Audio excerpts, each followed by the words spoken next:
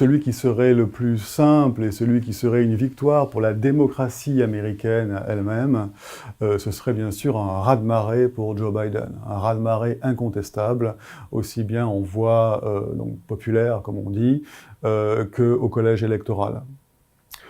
C'est le scénario le moins probable. Le plus probable est une élection serrée. Et qu'est-ce que je veux dire par là? Je veux dire une élection où le candidat démocrate l'emporterait au niveau du vote populaire.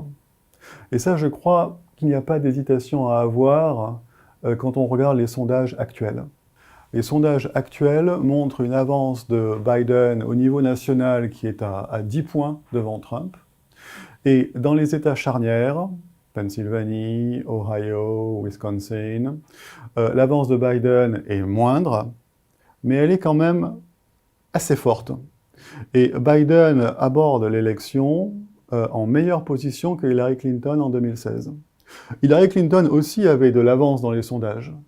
Elle avait de l'avance dans les sondages, mais pas autant que Biden maintenant. Et comme vous le savez, Hillary Clinton a remporté le suffrage populaire, 3 millions de voix en 2016. Je parierais volontiers que Biden remportera plus de voix qu'Hillary Clinton en 2020. Mais le problème, comme toujours aux États-Unis, pas simplement le nombre de voix, c'est la distribution des voix, la répartition des voix dans les États. Puisque c'est ça qui compte pour le collège électoral.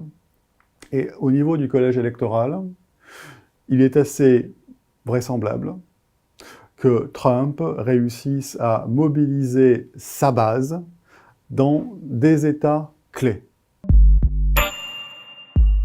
Alors ça pose le problème de la base de Trump. Quelle est cette base de Trump? Alors, on a tendance à y voir quelque chose de monolithique. On parle justement au singulier, la base de Trump.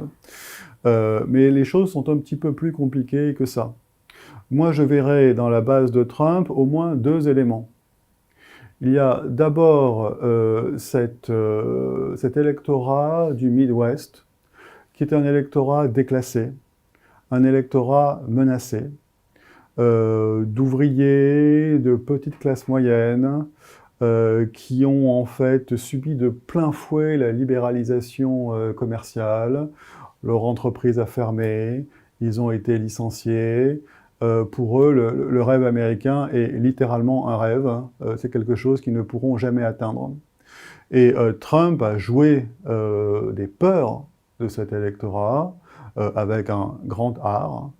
Et il a réussi à les mobiliser alors que, spontanément, le statut économique de ces électeurs aurait dû les ramener vers les démocrates. Donc il y a cet électorat déclassé du Midwest qui est une part essentielle de la base de Trump. Mais vous avez un autre élément qui est celui des électeurs évangéliques. Les évangéliques qui sont essentiellement dans le sud et qui sont tout à fait favorables à Trump. Pas parce que Trump incarne les valeurs évangéliques, on ne va pas revenir là-dessus, mais Trump lui-même n'a rien d'un évangélique dans son mode de vie, dans son comportement, dans tout. En revanche, Trump s'est engagé auprès de cet électorat à, par exemple, faire des nominations dans la Cour suprême et les autres cours fédérales de juges conservateurs qui vont donc défendre les valeurs auxquelles croient les évangéliques. Et l'électorat évangélique est convaincu que en fait, cette politique par la Cour, ou cette politisation de la Cour, était la seule façon pour eux de se faire véritablement entendre, de défendre leurs valeurs. Ce ne sera pas au Congrès, ce ne sera pas au niveau de la présidence, ça sera essentiellement au niveau des cours. Donc là, il y a une espèce de pacte, faustien peut-être, entre les évangéliques et Trump, mais quel que soit le qualificatif qu'on peut donner à ce pacte, c'est un pacte qui marche. Les électeurs s'y tiennent. Les électeurs évangéliques. Et la récente controverse autour de la nomination urgente de Trump pour la Cour suprême, cette juge Barrett, puisque c'est un outil décisif pour mobiliser sa base.